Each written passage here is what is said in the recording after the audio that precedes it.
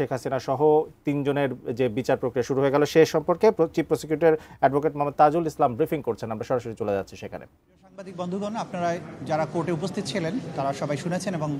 জানেন আজকে আন্তর্জাতিক অপরাধ ট্রাইব্যুনাল 1 2024 সালের জুলাই আগস্টে সংগঠিত মানবতা বিরোধী অপরাধের দায়ে তদানীন্তন প্রধানমন্ত্রী শেখ হাসিনা, তদানীন্তন স্বরাষ্ট্রমন্ত্রী আসাদুজ্জামান খান কামাল, তদানীন্তন inspector general of police Chowdhury Abdul Al মামুনের বিরুদ্ধে আনুষ্ঠানিকভাবে অভিযোগ গঠন করেছেন এবং আগামী 3রা আগস্ট এবং 4ঠা আগস্ট এই 2 দিন ওপেনিং স্টেটমেন্ট এবং সাক্ষীর পরীক্ষার জন্য দিন ধার্য করেছেন, অর্থাৎ ওই দিন সাক্ষ্য শুরু হবে। আজকে 5টি অভিযোগে এই আসামি এর বিরুদ্ধে অভিযোগ গঠন করা হয়েছে।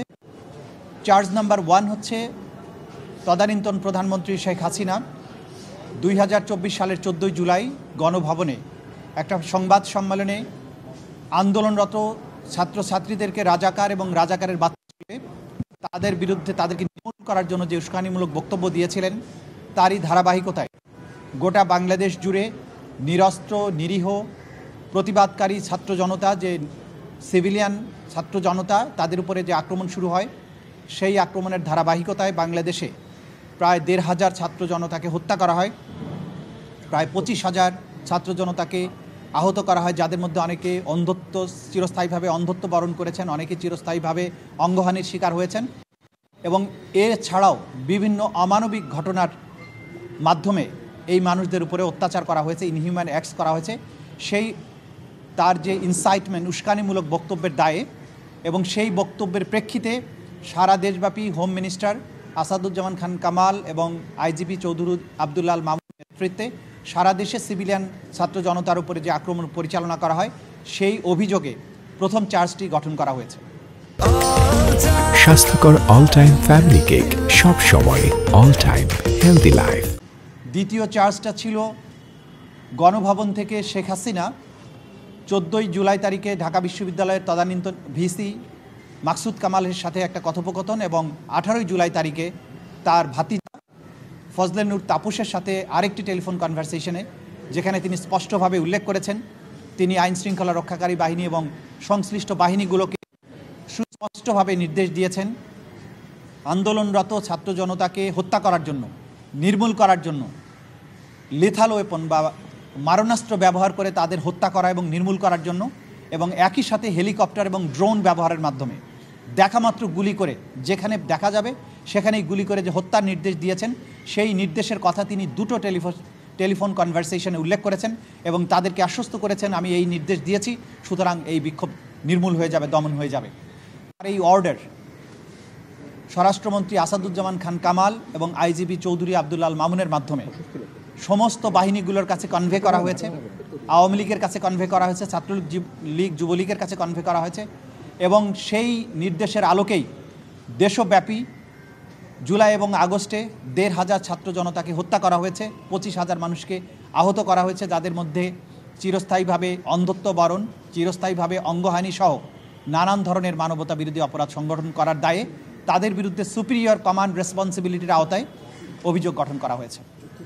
তৃতীয় চার্জটি ছিল 16 জুলাই রংপুরে আবু সাইদকে হত্যা, মোটা দাগে এটা বলা যায়, এবং সেটি করা হয়েছিল শেখ হাসিনার নির্দেশের প্রেক্ষিতে, যে নির্দেশটি তার টেলিফোন কনভারসেশন থেকে রিভিলড হয়েছে এবং তার যে ষড়যন্ত্র, যেটা তিনি 14 জুলাই প্রেস কনফারেন্সে বলেছিলেন রাজাকারের বাচ্চা আখ্যা দিয়ে, তারই ধারাবাহিকতায় রংপুরে নিরস্ত্র আবু সাইদ যে দুহাত মেলে দাঁড়িয়েছিল পুলিশের দিকে, তাকে সেখানে ঠান্ডা মাথায়